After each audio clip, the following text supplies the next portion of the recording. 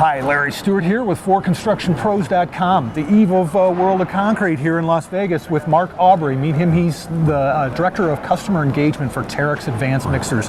Terex Advances is building on its platform of legacy front-discharge mixer trucks, I understand, Mark, and reaching across some of the lines, seeing where the company can pick up customers from rear-discharge mixer buyers and that sort of thing. Talk about this new product and how it is doing that process. The top three things that we walked away with was the trucks that we have been building are too high. The second one was that they weighed too much and that the customer, our customer, the producer, wasn't able to carry as much concrete.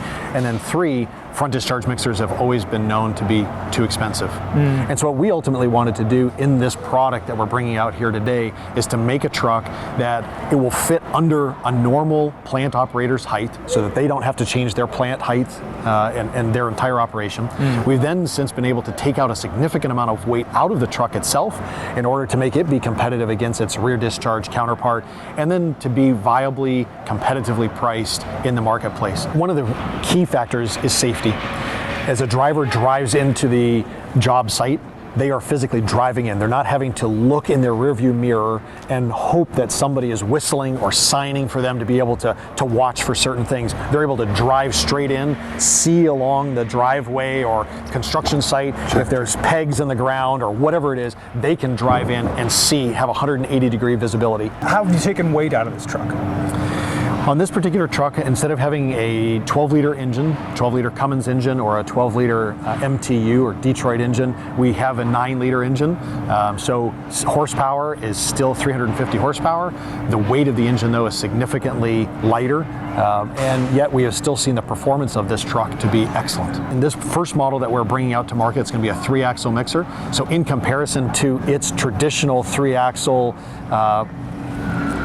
front discharge, you're roughly about a yard of concrete, which is about a 4,000-pound difference, significantly different there. One of the other front discharge advantages on this truck is that it has a dead front axle or a non-live front axle.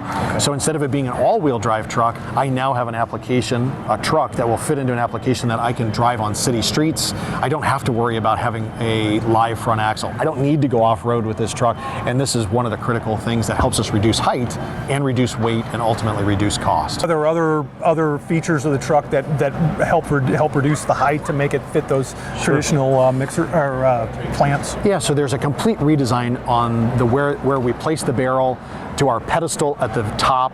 There's a complete redesign. The front discharge, the front discharge components, meaning chutes, the hoppers at the top, the walkarounds at the top of the truck, all of that is relatively the same, but we've been able to just cut down on the overall height. So a complete redesign of that front end of the truck. Our turning radius on this truck in comparison to our traditional truck is roughly about 1.5 foot tighter turning radius. How would the sort of MSRP on a truck like this then compare to the trucks that you've had before? I mean, is it up the scale, down the scale?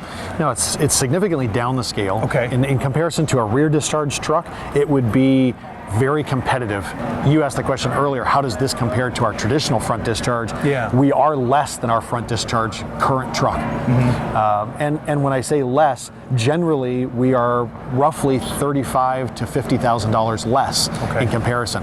And that starts putting us at a very, very competitive advantage against a rear discharge mixer.